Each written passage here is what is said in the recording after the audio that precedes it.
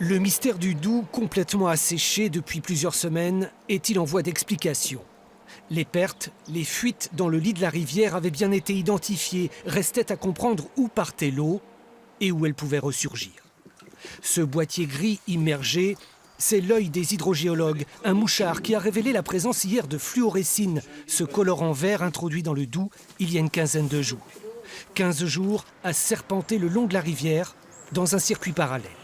On a une galerie donc, qui est derrière, certainement, à des profondeurs de 30 à 40 mètres de profondeur. Et l'ensemble en fait, des galeries secondaires va faire ressortir ponctuellement de l'eau colorée au travers de ces petites galeries qui sont disséminées le long du Doubs.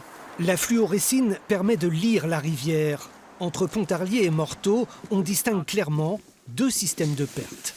À partir de Montbenoît à Ville-du-Pont, l'ensemble des pertes se font au profit du Doubs. C'est-à-dire que même si on a un écoulement qui est souterrain, cet écoulement va rejoindre le Doubs.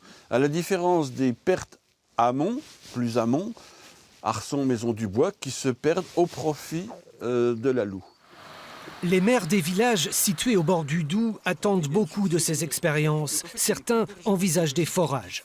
Dans un avenir plus ou moins long, c'est est-ce qu'on ne pourra pas aller chercher de l'eau souterraine ici pour compléter l'alimentation, parce qu'on est quand même un secteur qui dépend de la plaine de l'Arlier, qui a ses limites, qui dépend du lac Saint-Point, qui a ses limites aussi. Donc là, on est en phase, les événements climatiques nous obligent un petit peu, nous bousculent pour essayer de trouver des solutions.